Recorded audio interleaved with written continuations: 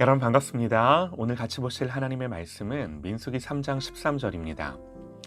처음 태어난 자는 다 내 것임은 내가 애굽 땅에서 그 처음 태어난 자를 다 죽이던 날에 이스라엘의 처음 태어난 자는 사람이나 짐승을 다 거룩하게 구별하였음이니 그들은 내 것이 될 것임이니라. 나는 여호와니라. 아멘. 하늘에 기록된 장자들이라는 제목으로 하나님의 말씀 듣겠습니다. 하나님이 인구조사를 명령하시는데요. 단순히 싸움에 나갈 만한 20세 이상의 남자들을 계수하는 것으로 끝이 아니었습니다. 하나님은 레위 지파는 계수하지 말아라 그러셨죠. 그런데 3장과 4장을 보면 인구조사 명령에서 제외되었던 레위 지파 사람들을 다시 별도로 특별하게 계수하라 말씀을 하세요. 먼저 3장에서는 태어난 지 한 달이 지난 모든 레위인 남자의 수를 세라 그렇게 말씀하시고요. 그리고 4장에서는 30세에서 50세 사이에 있는 레위인 남자의 수를 세라고 말씀하십니다. 어제도 간단하게 말씀을 드렸는데요. 태어난 지 한 달이 지난 모든 레위인 남자의 수를 계수하라는 것은 이 레위인들로 이스라엘의 모든 장자를 대신한다는 의미가 있어요. 이 말인즉 원래 하나님의 의도는 이스라엘의 모든 장자들을 특별히 자신의 소유라고 말하고 싶으신 건데 그렇게 하지 않으시고 레위인으로 그들을 대신하게 하신 거죠. 그러면 먼저 왜 하나님은 장자에 대한 소유권을 그렇게 주장하시는가? 유월절이 그 근거예요. 유월절이 뭔가요? 하나님이 애굽의 모든 처음 난 것들을 심판하시죠. 그렇게 애굽 땅의 모든 장자들, 사람뿐만 아니라 짐승의 처음 난 것까지 다 죽어나갈 때 왜 이스라엘 장자들만 살아남나요? 문설주에 발려진 어린 양의 피 때문이에요. 이 피로 심판이 넘어가고 구원받은 거예요. 그래서 오늘 말씀에 그 설명이 나옵니다. 13절에요. 처음 태어난 자는 다 내 것임은, 처음 태어난 자가 다 내 것임은 왜요? 내가 애굽 땅에서 그 처음 태어난 자를 다 죽이던 날에 이스라엘의 처음 태어난 자는 사람이나 짐승을 다 거룩하게 구별하였음이니, 거룩하게 구별하여 내가 살렸답니다. 그래서 그들은 다 내 것이 될 것임이니라. 나는 여호와니라. 이런 이유로 유월절 그날 밤에 하나님의 은혜로 죽지 않고 살았던 장자들은 거룩하게 구별되어 하나님께 바쳐진 존재, 즉 하나님의 것이 되었다라고 성경은 말씀하는 겁니다. 그래서 이스라엘의 모든 장자는 다 내 것인데 특별히 레위인들, 그들로 모든 이스라엘 장자들을 대신하게 하신 거죠. 이게 한 달 이상 된 레위 지파 남자들을 계수하라 말씀하신 이유예요. 자, 다시 한번 정리를 하면요.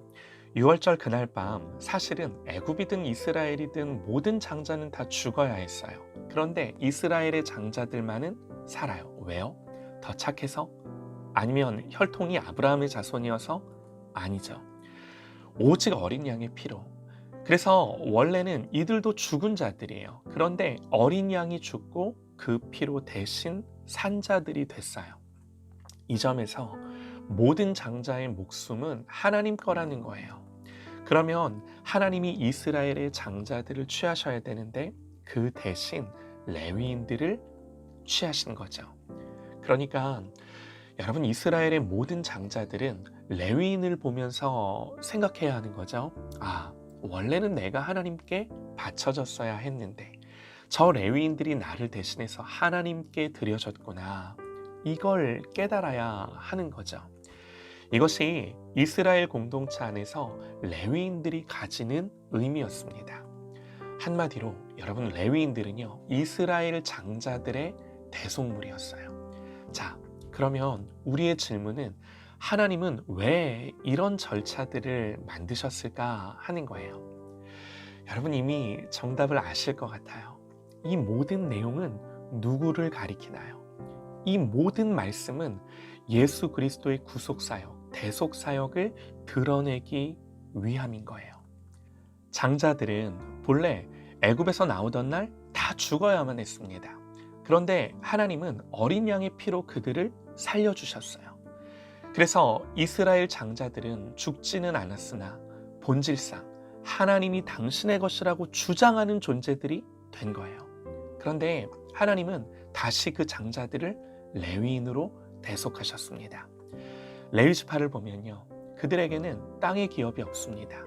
레위 지파는 자기들에게 주어진 땅도 없이 기업도 없이 오직 하나님만을 자기 기업으로 삼고 성막에서 봉사하며 평생을 살아야 했던 거죠. 주님이 이 땅에 오셔서 그렇게 머리 둘 곳 없이 우리 주님이 그렇게 살아주신 거예요. 예수님이 우리의 대속물 레위인이 되어주신 거예요. 그리고 여기서 제발 오해하지 마셔야 되는 건요, 오늘날 목사가 그런 레위인이 아니에요. 물론 말씀을 맡겨주시고 세상의 어떤 다른 일이 아니라 말씀 앞에서만 봉사하게 하신 것은 분명합니다. 이걸 부인할 수는 없어요. 그러나 목사가 레위인이 아니라 예수님이 우리의 레위인이 되어주셨어요. 자, 여기서 우리가 붙들어야 하는 본질은 하나님은 예수님으로 하여금 우리를 대속하여 우리 대신 장자가 되게 하셨다라는 그 명백한 복음의 진리입니다. 우리를 대신해서 모든 율법의 의를 이루시고 하나님의 법에 온전히 순종하셔서 우리의 의와 순종이 되어주셨어요. 성경은요, 이걸 말하고 싶은 거예요. 육신을 입고 이 땅에 오신 예수 그리스도, 주님은 우리의 죄를 담당하시고 대속물로 십자가에 죽으셨습니다. 여러분, 이스라엘의 장자들이 레위인을 볼 때마다 이제 나는 막 살아도 되겠구나. 저들로 내 생명이 대속되었으니, 저들이 나 대신 하나님께 바쳐졌으니 그러면 나는 막 살아도 되지. 이렇게 생각하는 사람들이 있었을까요? 동일합니다. 오늘 예수 그리스도가 누구신지를 알고 그리스도가 어떻게 하나님께 제물로 바쳐졌는지를 알면 거기서 내가 어떤 존재구나 하는 답이 나오는 거예요. 여러분, 여기서 우리가 뭘 알아야 하나요? 그래서 여러분, 사실은 우리가 이스라엘의 장자예요. 영적인 이스라엘의 장자예요. 그리스도가 대속하신 장자가 저와 여러분이에요. 성경은요, 이것을 정확하게 언급하는데요. 히브리서 12장 23절에 이 땅의 성도들을 가리켜 성경이 뭐라고 표현을 하냐면, 히브리서 12장 23절에 하늘에 기록된 장자들의 모임과 교회, 이렇게 이 땅의 성도들을 표현합니다. 하늘에 기록된 장자들의 모임, 하늘에 기록된 장자들의 총회. 그러므로 이제 교회와 성도는 하늘에 기록된 장자들이에요. 저와 여러분은 하늘에 기록된 장자예요. 이게 우리의 정체성이에요. 레위인이 나를 대신해서 하나님을 위해 바쳐진 것을 보면서, 그러면 나는 어떤 존재고 내가 어떻게 존재하고 어떻게 살아야 하는가, 여기서부터 출발하는 거죠. 사랑하는 여러분, 그러므로 오직 우리를 대속하여 하나님께 온전히 바쳐지신 그리스도를 바라보고 또 바라보십시다.